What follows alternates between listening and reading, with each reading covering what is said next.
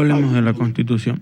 La Constitución es el conjunto de normas creadas por el Estado y define los principios filosóficos y políticos que sirven de base para toda la normativa legal y para la obtención de seguridad jurídica, orden público y paz social. También es una ley fundamental escrita de un Estado, la cual fija límites y define las relaciones entre poderes del Estado, ejecutivo, legislativo, judicial, ciudadano y electoral. Garantiza al pueblo ciertos derechos. La cristalización jurídica es un acto constituyente, es un concepto político dada su fundamentación, es una decisión del poder constituyente, es un concepto jurídico que posee una configuración jurídica. Fuentes de constitución: fuentes directas o inmediatas y fuentes indirectas o mediatas. Tipología de la Constitución. Tipología significa analizar. Analizar los tipos de constitución es analizar el contenido para comprender el criterio que se desprenda de la interpretación de los distintos tipos de constitución según la doctrina. Así tener claro un criterio en cuanto a lo jurídico, racional e histórico, analítico. Significa traducir y expresar e interpretar para comprender un texto constitucional. En conclusión, la tipología es el estudio de la clasificación de tipos que practican en diversas ciencias. Clases de constitución: escritas, no escritas, formales, materiales, rígidas, flexibles, pétreas, otorgadas o pactadas e impuestas. Escritas: las primeras son sistematizadas en un cuerpo legal único, establecen los principios generales de un organismo del Estado, sus gobiernos y los derechos a los ciudadanos. Formales: son las que se basan en una estructura del texto escrito. Materiales: aluyen a la Constitución real vigente en un determinado tiempo histórico, tomando no solo el texto escrito, sino la dimensión de la sociología.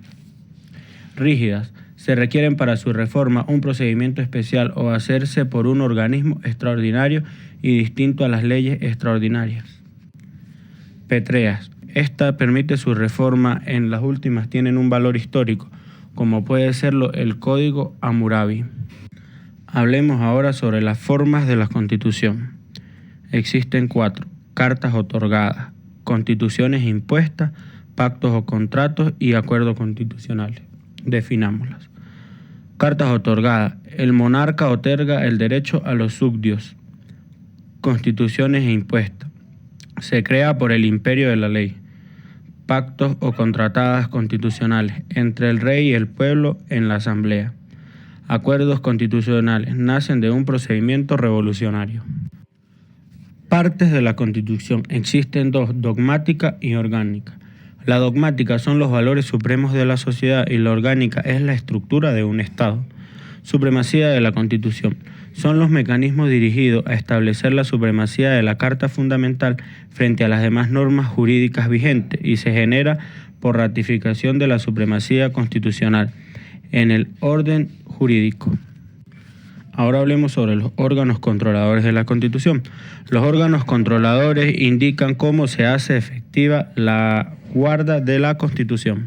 De esto existen varios, como el control de la constitucionalidad, como el control difuso de la Constitución y como el control concentrado de la Constitución. Definamos algunas. El control concentrado de la Constitución es aquel que confiere la facultad a la Sala Constitucional del Tribunal Supremo de Justicia como jurisdicción constitucional para declarar la nulidad de las leyes y demás actos de los órganos que se ejercen el poder público, dictadas en ejecución directa e inmediatamente de la Constitución o aquel que tenga rango de ley, cuando colinden con aquella en el artículo 336 de la CBRB. Ahora hablemos sobre la reforma constitucional. Procedimientos de la reforma constitucional: es con el fin de que aquella constitución pueda adaptarse a los cambios que supone la vida social del Estado, sin que se presenten rupturas. Prevé el procedimiento para su modificación.